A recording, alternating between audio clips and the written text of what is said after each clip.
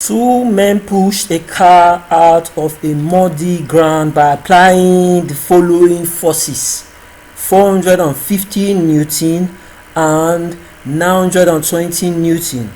What is the resultant force on the car? The question is, what is the resultant force on the car? That is the total force that is acting on the car.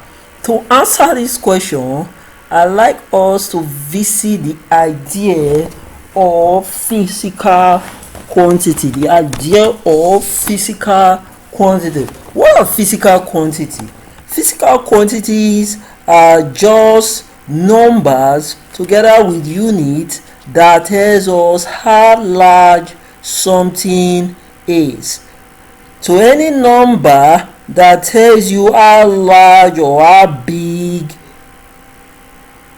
something is what we call physical quantity. Any number that is used to describe a physical phenomenon quantitatively is an example of physical quantity. Now, for example, you say the chair is 20 meter long. 20 meter, 20 is the number and meter is the unit. It tells you how large or how big, how long the chair is. How large or how long the chair is. You say 20 kg bag of rice. So the 20 and the kg tells you the quantity of matter the bag of rice contains. You say the match lasted for 90 minutes. The match lasted for 90 minutes. So the duration of the match was 90 minutes, telling you how long the match lasted. Now, which is the time? So some example of physical quantity are length, mass, time. And for this question, we have force. Force is an example of physical quantity. Now, for some reason, we can classify physical quantity. On this time around, I want to classify physical quantity based on magnitude and direction. Physical quantity can now be classified into vector quantity and scalar quantity. Vector quantity and scalar quantity. Any example of a vector quantity is referred to as a vector. Now, for example, force is an example of a vector quantity. Force can be referred to as a vector. Now, you can take two or more vectors together and sum it up to get a single vector. That single vector is what we refer to as a resultant vector. In this case, we are summing two forces in order to get one single force, and that is why we are looking for that resultant force. So in definition, a resultant vector is that single vector that has the same effect as a system of vectors. So you just take one single vector, and this single vector has the effect as two or more vectors together. Most times we represent a resultant vector with the letter R.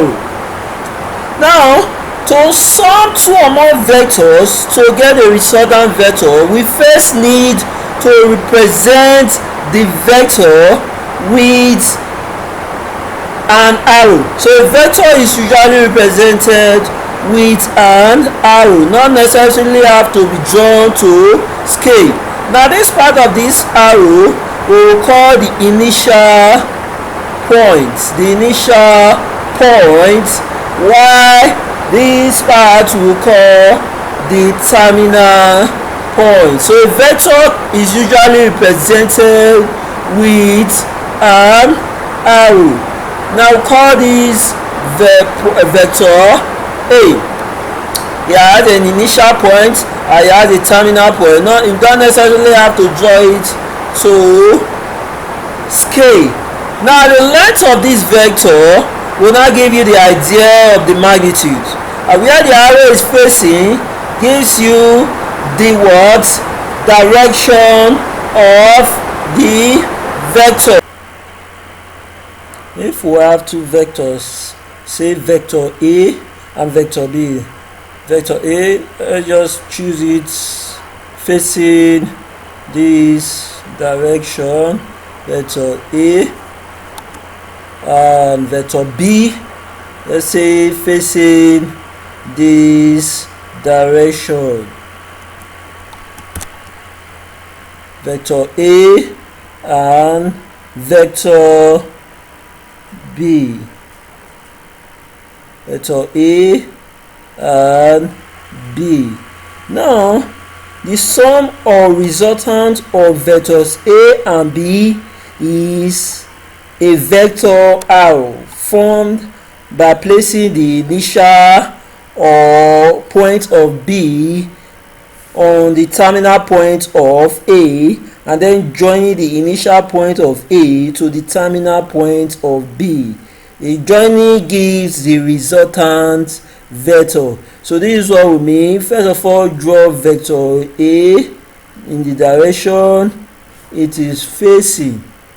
Then you now take the initial point of vector B and place it in the terminal point of vector A. So this is vector B. This was the initial point. You are placing it to the terminal point of vector A. Now you then join these two vectors together.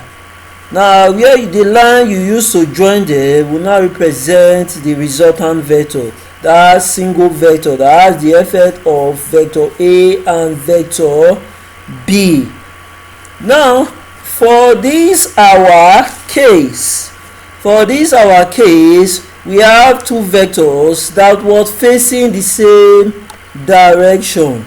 The first vector was 450 Newton and the other was 920 Newton. They were facing the same direction.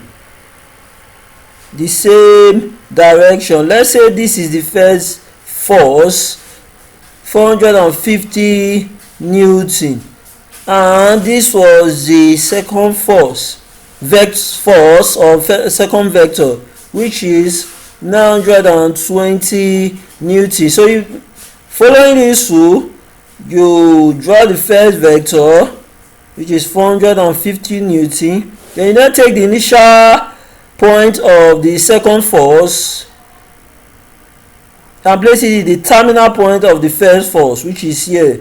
Then you add it together, they are going the same direction. Then to be 920, the resultant vector will definitely be the line that starts from this initial point to the terminal point. So to get the resultant vector, you just simply add the two forces together, 450 Newton plus 920 Newton, which will give us 1370 Newton. So in general, if you have two forces acting at a point and you wish to get their resultant force, since they are parallel and they are acting in the same direction, the resultant force is just to simply add them. As simple as that, just add them, you get the resultant force, which will be the magnitude of the force. So this 1370 Newton is for the magnitude of the resultant force.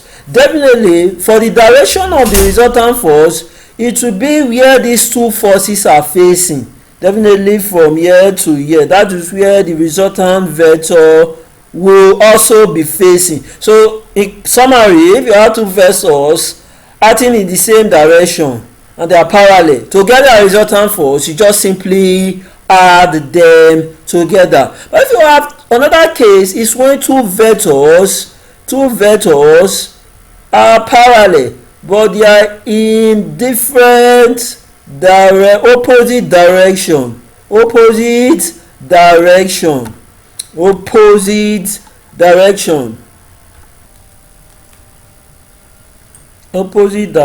For example, you have this force 50 Newton and the other force is 110 Newton. Definitely from what you are saying, they are facing different direction. If you follow the rule, when you start with this vector, you draw this, the 50 Newton, then you draw this, you take the terminal point, initial point of this 110 Newton, you place it at the final point of the 50 Newton, then you draw it backward. So it is 110 Newton. The resultant vector is that you are now going back from the beginning. Is that you are taking the 50 Newton away from the 120 Newton. So the resultant force or the resultant vector will be 110 minus 50 Newton. So in general, 110 minus 50 will give us 60 Newton. In general, if you have two vectors parallel and they are in opposite direction, you wish to get the magnitude of the resultant vector, you just simply subtract the smaller vector from the bigger vector. You simply just subtract. While the direction of the resultant vector will now be where the bigger vector is facing. Now there are other cases where two vectors or more cannot be facing the same direction and be parallel, or parallel and facing the same direction. You can have many scenarios. So next time when you talk about where you have two vectors acting at an angle, this time around they are not parallel, they are acting at an angle.